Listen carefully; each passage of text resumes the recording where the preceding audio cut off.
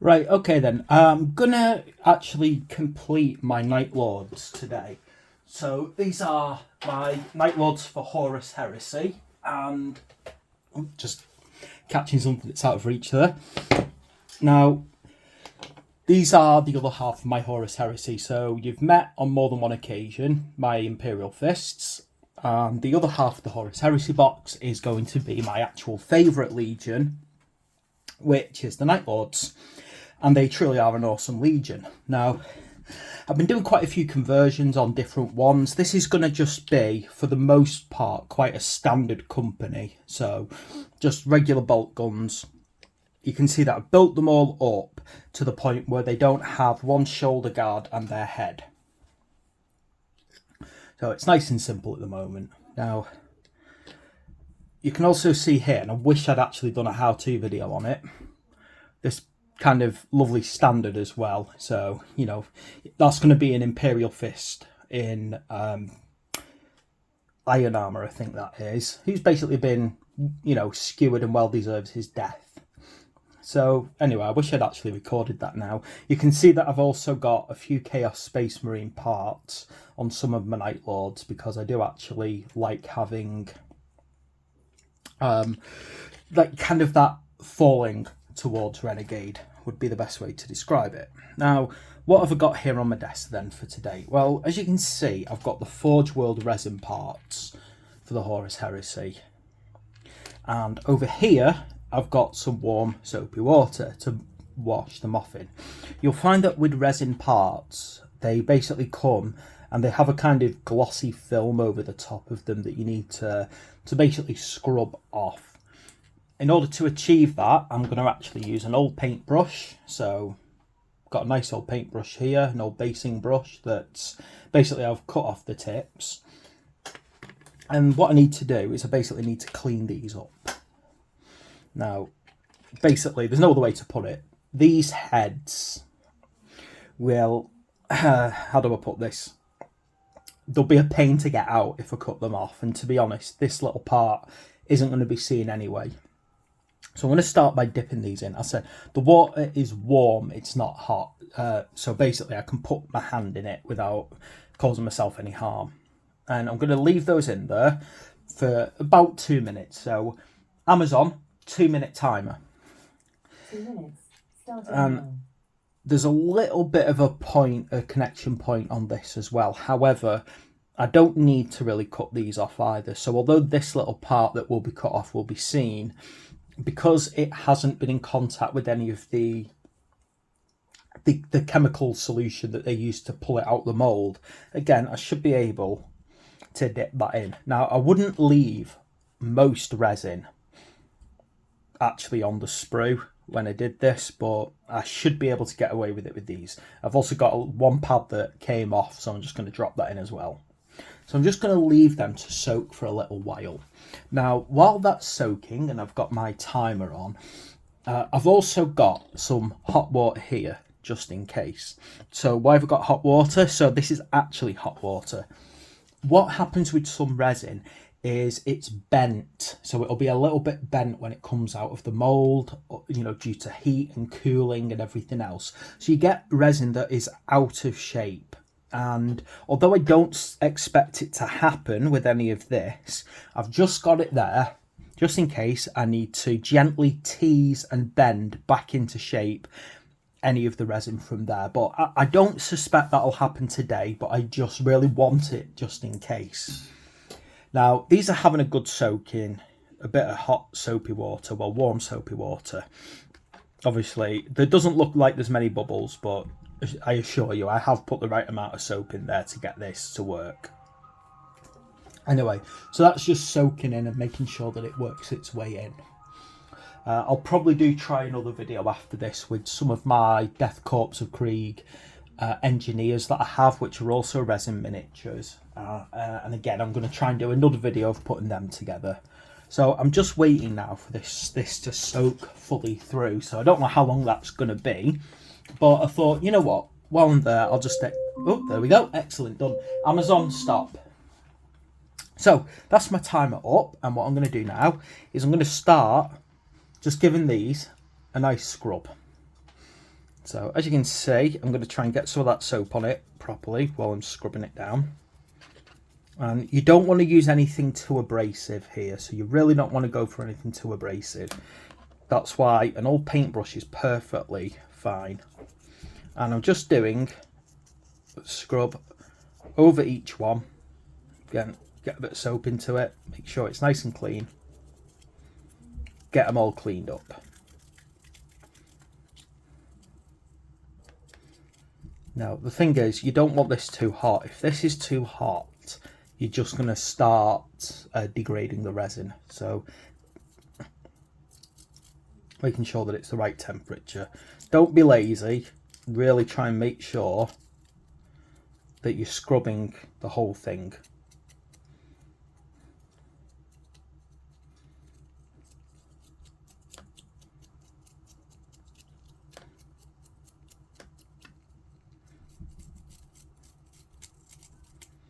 Okay, so that's that one nicely done.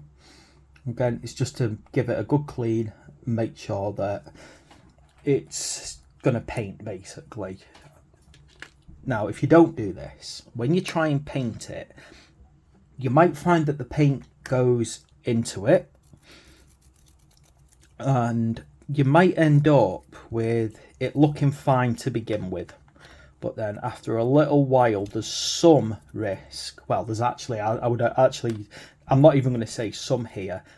I think it's fair to say there's a high risk of the paint just chipping and scratching very easily. I actually forgot when I undercoated my Resin Death Corpse of Craig, I actually forgot to clean them.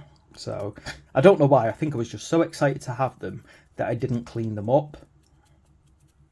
And now, even though I haven't actually painted them fully yet, I can just see all of the wear and tear coming along.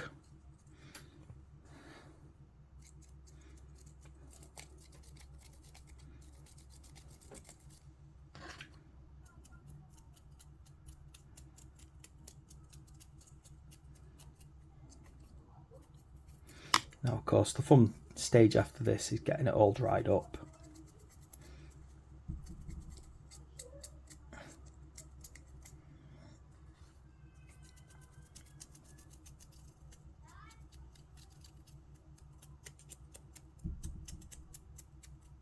Okay, there we go. Getting there. Last few to do.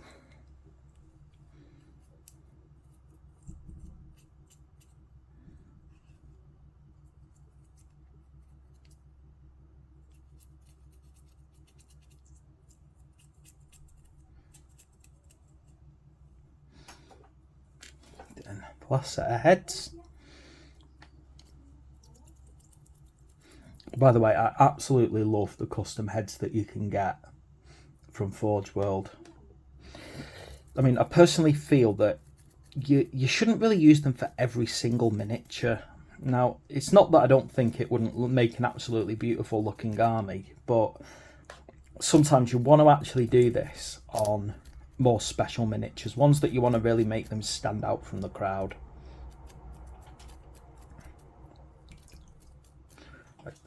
So that's that part done.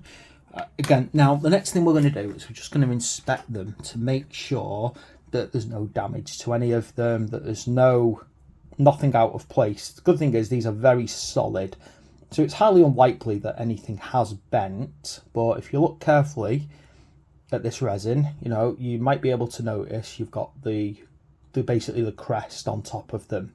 That is a prime area for it to potentially bend out of shape. Now you can see the very, very flexible the resin parts, and that's how easy it is to bend and potentially even break them, warp them. Now what you would do is, if something was out of place, you would use warm, well, not boiling hot, we're not talking about scalding hot here, but what I would do is I would go into my hot water cup to begin with, and I don't sort of put them into hot water straight away if it's only a minor repair, but basically get some heat on it and then try and gently tease it back into shape and see if it'll go where you want it to go. Now, fortunately, I don't need to do that this time, but it's just in case I ever, you know, just in case for the future. I'm going to put my Death Cup engineers together later. There might be a slight chance that they're bent out of shape. And see, my suds are gone there, or at least dissipating, but the water is still got washing up liquid in it, so it will still work even if the bubbles have gone. So these are starting to dry off nicely now. I'm just going to leave them a few more minutes, and then I'm going to tell you kind of my next plan. So these are just standard Horus Heresy Corvus Marines, and I've pretty much built them up fully. I haven't put any peripherals on because I don't like those on when I'm doing all of my airbrushing. And you can see that I've left one shoulder off and one head off, and that is for all of these to go on. So let's see if they started to dry off enough to actually use yet. So they're not quite there yet. We're just going to leave them to dry a little bit longer. Probably should have brought a bit of tissue up actually to speed up this process some. In fact, I'm just going to pause my video so that I'm not idly talking while I'm waiting for these to dry up a bit. Right, they're getting to a point where they're almost dry, but just go grab a bit of tissue as well, just to dab off some of the excess. You don't want to scrub, to be quite honest, these with any tissue. Not because it'll cause any real damage, it's just you'll get little bits of tissue flakes all over them. And then basically there's a good chance you're going to have to clean them off again. So yeah, I'm not really scrubbing, I'm just dabbing to get away some of the excess moisture, which there isn't really much left now. Okay. Again, you can see in particular it's pulled up on the inside of the shoulder pads. See though, they're basically snapping off now because I've warmed them up a bit. But be careful with that, I could end up snapping a big chunk off this. Okay, now that I've got that done, let's move on to how I'm going to prep and clean these ready for attachment. Me dealing with resin, super glue. So I've got this Gorilla brand super glue. I find that it, is a very strong bond. Plastic glue will not do it, because the thing what plastic glue does is it melts the plastic a little bit and allows a bond to form between the plastics. So it's just not going to work with resin. It's not going to melt it down any. I have known people in the past on particularly large resin miniatures to actually use two-part resin epoxy glue, so adhesive that's actually in itself resin, which can be very good for properly bonding the resin together, but you've got to also properly even it out, because if you don't even it out, there's a chance that it'll kind of not sit tight, so the two pieces won't be tightly knitted together. Okay, so since this one's already come off, I'm going to start with this one to actually tidy up and show you how I'm going to tidy it up. So you can see that there's a little kind of connection point here. I'm just going to trim that down a little bit.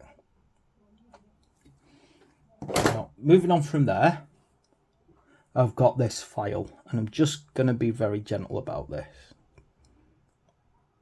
Just try and file down to make sure that this is flat. Now, I do tend to find that small pieces of resin are very easy to file down.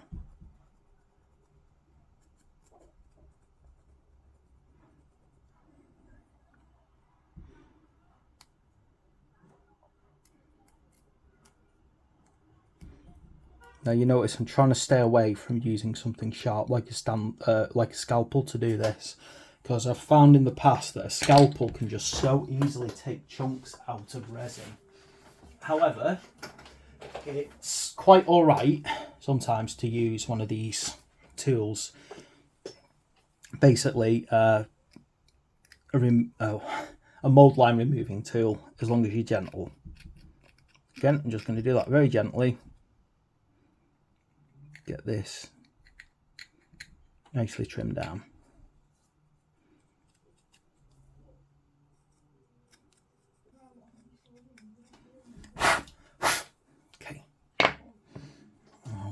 going to give it, just going to use my wet brush here to wash that off, just any excess off. Then I'm going to do that. Now, time for the next part. And that's our lovely friend, Mr. Superglue. And I absolutely hate superglue. And on top of anything else, I'm about to do this on this model. In fact, what I'm going to do, just be gentle. I'm going to take the standard out. You notice that I've not actually glued it in yet. Just to make it a bit easier when I'm putting excess things on. And to start, very gently, getting a bit of super glue onto here. Now, even though it's super glue, not plastic glue, I still like to give it a bit of a chance to breathe so that it starts drying slightly before I start putting bits on. Put the shoulder pad on, pull it off, put it on, pull it off a few times, just so that we've got a bit of breathing room. And there we go. But that shoulder pad has now started, hopefully, to dry up. Okay, next little bit. I'm going to get myself one of these heads.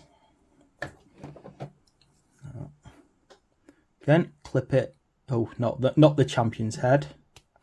Not the sergeant's head, as it were. Or the claw. It's not a claw leader, is it? No, it's not a claw leader. I think it is just a sergeant on this one. Gosh, zoom in already. So I can use this. I don't know. Should I use the bear head on this one? Yeah, do you know what? I am going to use the bear head. I like the bear head. I think it actually will work rather well because he's a standard bearer. I think having him bareheaded will actually be quite a nice addition. You can see that he's got very slick back hair on this one. Anyway, so I'm just cleaning that joint just to get it ready. Again, I'm not going to put on the glue on the piece that I'm actually handling because that's a recipe for getting your fingers stuck together.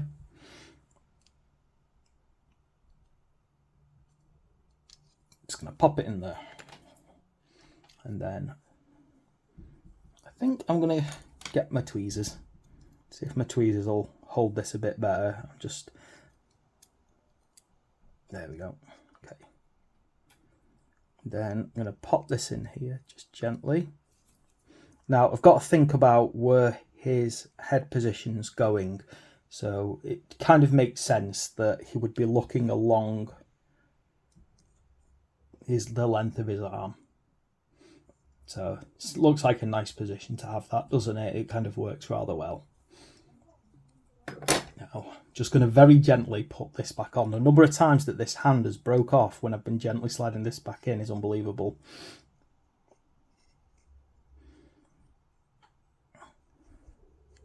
I think I need to put something on this end as well, to be honest, to finish it off. But there we go. So that is, you know, the start of my Night Lords. Now I'm just going to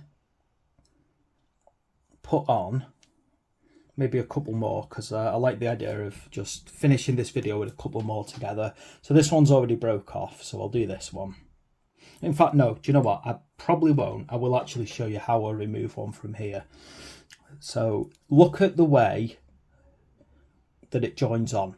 Now what you want to do is you want to get the flattest possible surface. So you can see here, it goes down like that. I'm resting the flat side of my clippers up against the shoulder pad, and then I'm clipping off.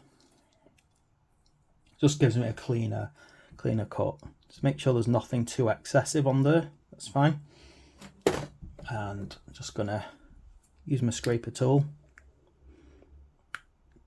to try and make sure that that's nice and clean.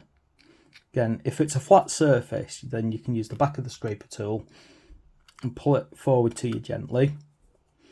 You get a bit of webbing at the top, just very gently with the curved edge.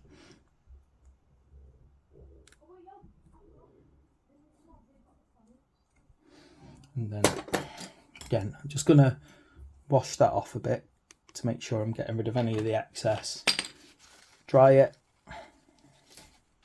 And then this time I'm going to do the Sergeant.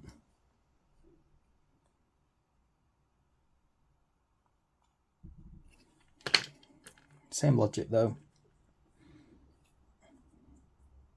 Oh, did I pick the right one up there? Yeah, I did. Again, I'm just going to dab it a couple of times. Get the air to it. Make sure it's sat in a way that looks right. And then now, oh, I've gone and put down my other heads somewhere. What am I like? Let me just find them again. I am an absolute nightmare for doing stuff like this.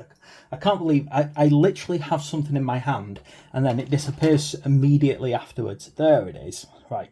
So I'm going to use this beautiful plumed one. To be honest, the 40k Night Lords you can actually get resin heads and things for. And as much as I love them, and I've got quite a few of them in use, they are kind of looking slightly dated now. And the problem with the ones for Warhammer 40k is the shoulder pads. They're kind of an inconsistent size. They don't look as good on newer upscaled models. So unfortunately, although I've got quite a lot of them left over, I'm not going to really use them on this. So there we go, all nice and clear, all nice and clean. Again, I'm not going to be daft enough to actually glue onto the head. I'm going to glue into that hole.